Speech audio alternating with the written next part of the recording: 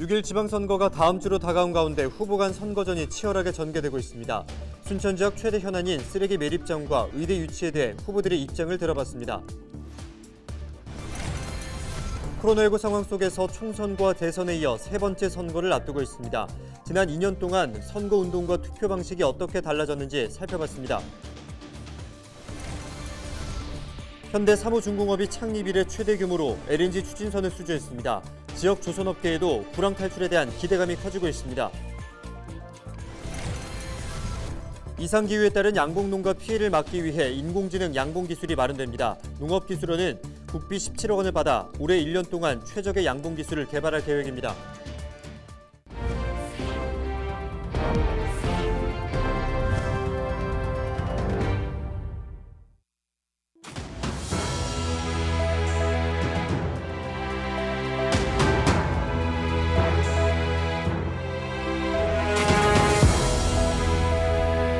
여러분 안녕하십니까? 헬로TV 전남뉴스입니다. 선거일이 다가올수록 순천시장 후보들의 경쟁이 치열해지고 있는데요. 순천 지역의 최대 현안인 쓰레기 매립장 부지 선정과 의대 유치 문제에 대해 후보들은 어떻게 생각하고 있는지 확인해봤습니다. 서경 기자입니다.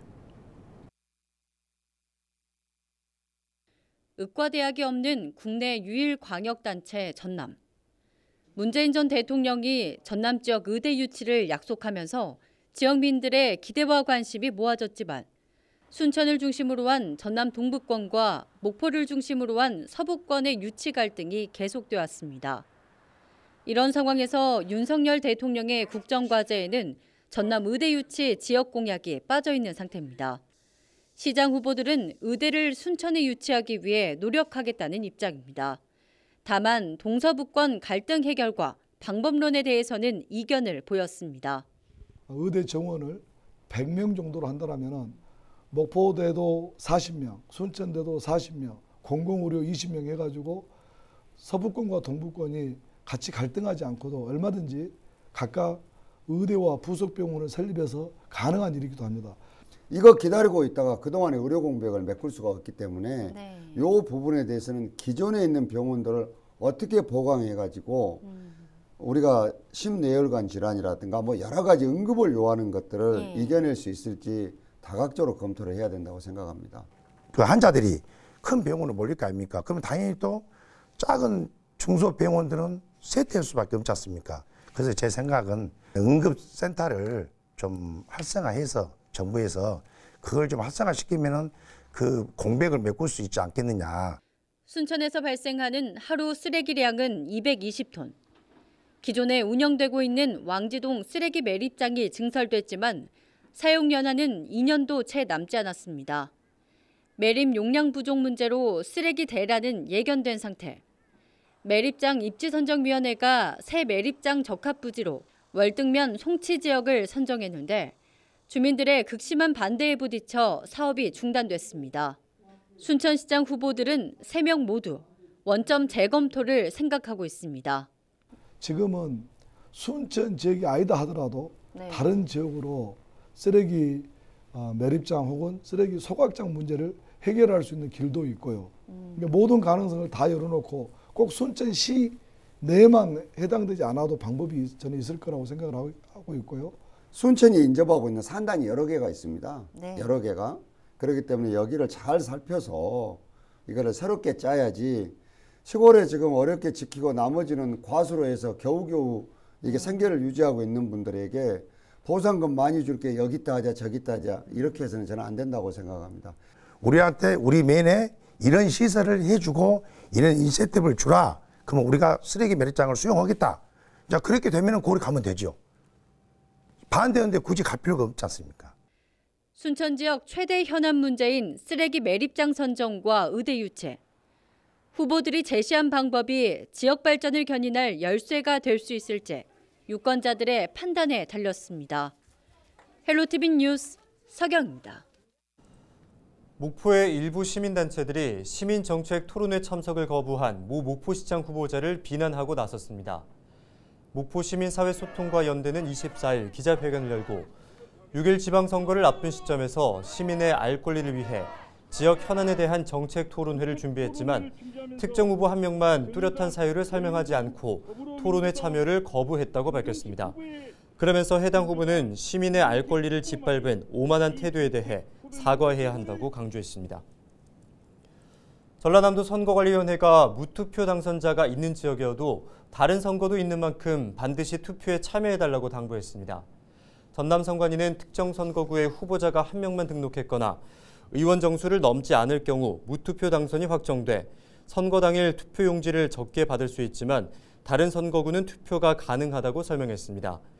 전남은 해남과 보성 등 기초단체장 2곳, 광역의원 26곳, 기초의원 3곳 등 선거구 46곳에서 후보 57명의 무투표 당선이 확정됐습니다. 무투표 선거구 후보자는 확정된 날로부터 선거운동을 할 수 없어 후보자에 대한 공보물도 발송하지 않습니다. 이다솜 아나운서, 혹시 이번 지방선거가 코로나19 유행 속에서 치르는 몇 번째 선거인지 아시나요? 지난 3월 대통령 선거를 치렀고 또 2년 전에는 국회의원 총선거를 치렀으니까 이번이 3번째 아닙니까? 네, 맞습니다. 이 3번째 선거이긴 한데요. 아무래도 그동안 방역 지침을 따르면서 선거가 진행되다 보니 선거 운동과 투표 방식도 새롭게 변화했었습니다. 코로나19 상황 전과 비교했을 때 구체적으로 어떤 점이 달라졌는지 송하영 기자가 보도합니다.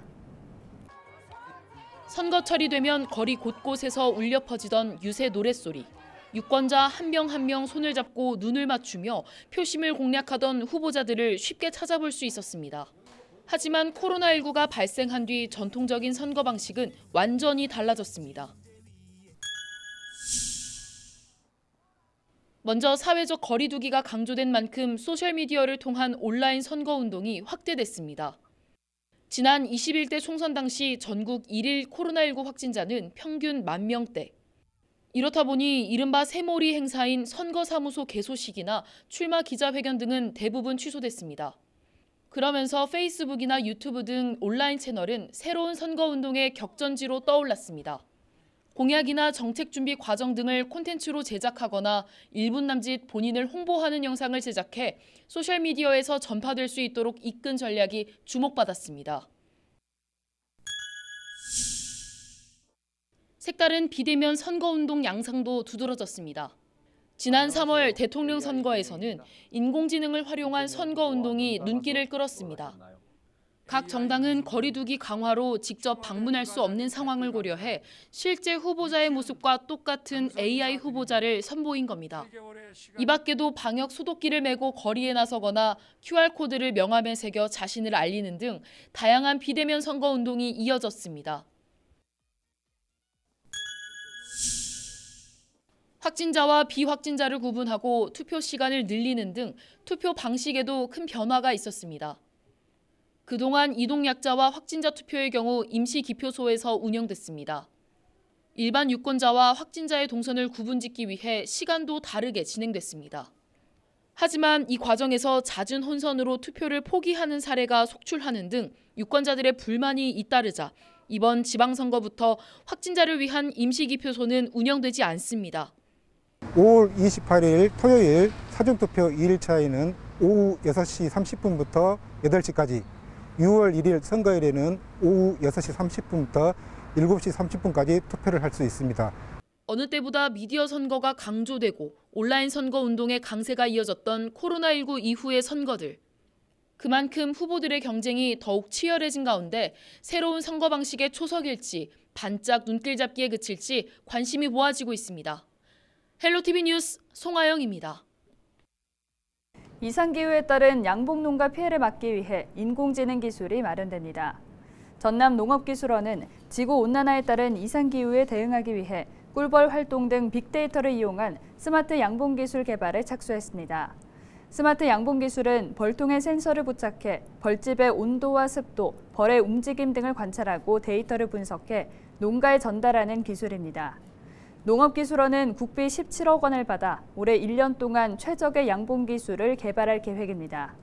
지난 겨울 전국에서는 꿀벌 39만여 봉군이 폐사했으며 이상기온과 강풍 등이 원인으로 분석됐습니다. 전남 서남권의 대표 조선사인 현대사무중공업이 모처럼 뜻깊은 행사를 열었습니다. LNG 추진선 15척을 한꺼번에 수주해 대규모 명명식을 가진 건데요. 창립 이래 최대 규모여서 지역 조선업계도 불황 탈출에 대한 기대감에 부풀어 있습니다. 보도에 고정민 기자입니다. 황금색 도끼로 단추를 눌러 새로운 배의 탄생을 알립니다. 선체에 샴페인을 깨뜨려 무사운항을 기원합니다. 조선소에서 갓 건조한 선박에 이름을 부여하는 이른바 명명식이 열린 겁니다. 배의 이름은 스페인의 여러 지명이 사용됐습니다. No, we are very happy with the quality of the vessels in Samho shipyard. We have built in all the Korean shipyards until now, and for me personally, this is the best so far. Yeah. 처음 이름을 갖게 된 선박은 액화 천연가스를 옮기는 LNG 운반선 4척. 노르웨이의 한 선사에서 발주한 LNG 운반선 15척 가운데 일부입니다. 배 한 척당 가격은 2,900억 원 정도로 전체로 치면 3조 4천억 원에 달합니다. 배의 크기는 우리나라가 겨울철에 하루 정도 사용할 수 있는 LNG를 한꺼번에 실을 수 있는 규모입니다. 선박 하부엔 공기를 분사하는 장치가 달려 있어 저항은 줄고 연비 효율이 향상되는 기능도 갖췄습니다. 이런 기술력을 토대로 이르면 현대사모의 2년 뒤 매출 규모는 6조 원이 넘어설 것으로 예상됩니다. 에어 루브리케이션 시스템이라는 이제 공기 방울이 나옴으로써 파도의 저항을 줄여서 연비를 향상시키는 그런 기능을 가진 시스템이 채택이 됐고, 우리 기술력을 바탕으로 해서 세계 시장을 좀 잡으려고 부단한 노력을 좀 하고 있습니다. 그동안 경기 불황과 코로나19의 여파로 명명식을 자제했던 전남 서남권의 조선업계. 앞으로 3년치에 가까운 물량을 미리 확보할 정도로 회복 국면에 접어들면서 대규모 행사를 통해 한층 더 도약하기 위한 힘찬 발걸음을 내딛고 있습니다. 헬로티비 뉴스 고정민입니다. 비전 2022 지역의 희망을 LG텔레비전은 6월 1일 제8회 전국동시 지방선거 특집 개표 방송을 진행합니다. 우리 지역 단체장과 의원은 누가 될지 시시각각 개표 정보를 확인하실 수 있는데요. 저녁 7시 20분부터 채널 25번 지역방송에서 보내드리는 제8회 지방선거 개표 방송 많은 시청 부탁드립니다.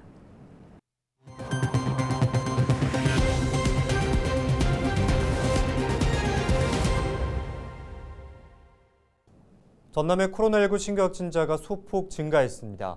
전남은 한평 6명을 제외한 모든 지역이 두 자릿수 이상을 기록하는 등 23일 하루 동안 922명의 신규 확진자가 나왔습니다.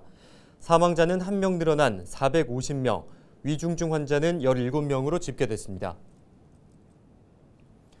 네, 전남 진도에서 2022년산 물김이 10만 톤 넘게 생산돼 1,000억 원 이상의 소득을 올린 것으로 나타났습니다. 올해 진도 물김은 지난해 8만 8천여 톤보다 14% 증가한 10만 1,167톤이 생산된 것으로 집계됐습니다. 위판액도 지난해 900억 원보다 19% 늘어 1,078억 원을 기록하면서 전국 2위를 기록했습니다. 전남도가 내년 전국체전 개최를 앞두고 상징물 등을 확정했습니다. 전남도는 대회구호를 함께 뛰자 전남에서 같이 열자 대한민국으로 정하고 전남을 상징하는 영문 제2와 성화를 바탕으로 문장을 제작했습니다. 또 만남과 화합을 뜻하는 전남의 캐릭터인 남도와 남이를 활용해 마스코트를 확정했습니다. 제104회 전국체육대회는 내년 10월 목포를 중심으로 전남 22개 시군에서 분산 개최됩니다. 광양시 가족센터가 1인 가구를 위한 가족복지 서비스를 제공합니다. 광양시 가족센터는 지역의 20세 이상 1인 가구를 대상으로 생활정보 제공이나 여행비 지원 등 4개 분야를 지원한다고 밝혔습니다. 이 사업은 전국 12개 가족센터에서 올해 시범으로 운영되며 광양시 가족센터를 통해 신청할 수 있습니다.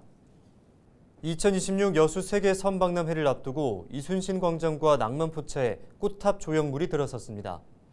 이순신 광장에는 16도 갈매기와 동백꽃이, 낭만포차 인근에는 등대 조형물이 설치돼 휴게시설로도 이용이 가능할 전망입니다.